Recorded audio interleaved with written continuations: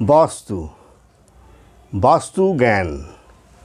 নমস্কার বন্ধুগণ, আশা করি ঈশ্বরের কৃপায় আপনারা সবাই ভালোই আছেন। আমি রামপ্রসাদ ব্যানার্জি কলকাতা থেকে বলছি। আজ আমি বাস্তু জ্ঞান নিয়ে আলোচনা করব। প্রথমত আমাদের জানতে হবে বাস্তু শব্দের অর্থ কী। বাস্তু শব্দের অর্থ হল বসত ভিটা, অর্থাৎ বাসযোগ্য জমি।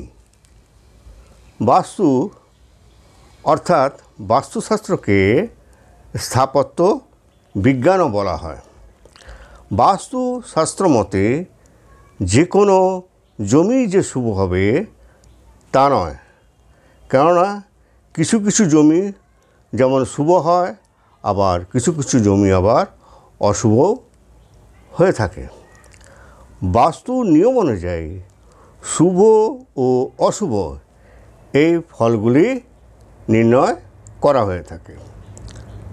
তবে আমরা নিশ্চয় চাইব যে আমাদের গৃহ বা বাসভবন আনন্দময় ও সুখকর হোক। সুতরাং আমরা দেখতে পাচ্ছি যে বাস্তুর সঠিক নিয়ম অনুযায়ী আমাদের জমি ক্রয় করা এবং গৃহ নির্মাণ করা উচিত। এজন্য আমাদের সকলেরই বাস্তুশাস্ত্র সম্বন্ধে জ্ঞান লাভ করা প্রয়োজন। মহাভারতের সময়ের আগে থেকেই বাস্তুশাস্ত্রের বর্ণনা পাওয়া যায়। বাস্তুশাস্ত্র তৈরি হয়েছে আমাদের চারপাশের প্রকৃতিকে নির্ভর করে। আনুমানিক 5000 বছর আগে এই শাস্ত্র রচিত হয়েছে। বাস্তুশাস্ত্রের ভিত্তি পুরোপুরি প্রকৃতি নির্ভরশীল। প্রকৃতি মানে পঞ্চভূত। এই পঞ্চভূতের তত্ত্বগুলি হল পৃথিবী, জল, বায়ু, অগ্নি ও আকাশ।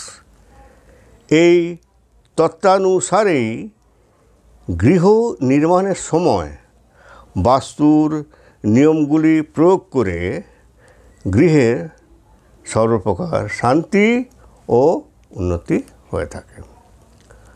বাস্তুশাস্ত্রের নিয়মগুলি সঠিকভাবে মেনে চললে পরিবারের সুখ, শান্তি, অর্থ, দীর্ঘজীবন, স্বাস্থ্য সব কিছুই লাভ করা সম্ভব হয়ে থাকে।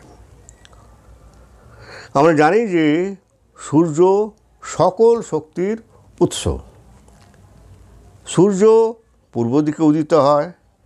এই জন্য বাস্তুশাস্ত্রে বিশেষ প্রভাবশালী হল পূর্ব দিক। পৃথিবীর মূল কেন্দ্রে রয়েছে পৃথিবীর চুম্বকীয় আকর্ষণ, যা উত্তর দক্ষিণে সুদৃঢ়ভাবে বিস্তৃত।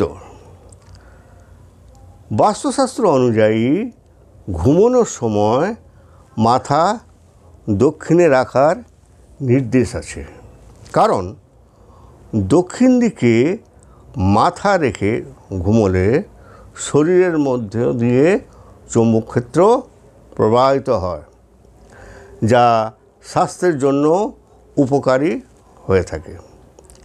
এতে ঘুমের গুণাগুণ উন্নত করে এবং ইতিবাচক শক্তি সরবরাহ করে। বরাহমিহির অনুসারে বাস্তুর উদ্দেশ্য হল ইহলোক এবং পরলোকের প্রাপ্তি। মহর্ষি নারদ বলেছেন, অনেন বিধিনা সর্মর বাস্তু পূজার করতীর আরোগ্যং পুত্রলাভং চ ধনং ধান্যং লভেন্নর। এই বিধি মেনে যে বাসভবন তৈরি করে সে সুখ সমৃদ্ধি সম্পন্ন আরোগ্য লাভ পাওয়ার সম্ভাবনা থাকে। ভিডিওটি যদি ভালো লেগে থাকে তাহলে ভিডিওটি লাইক ও শেয়ার করবেন এবং চ্যানেলটিকে সাবস্ক্রাইব করার জন্য অনুরোধ রইল।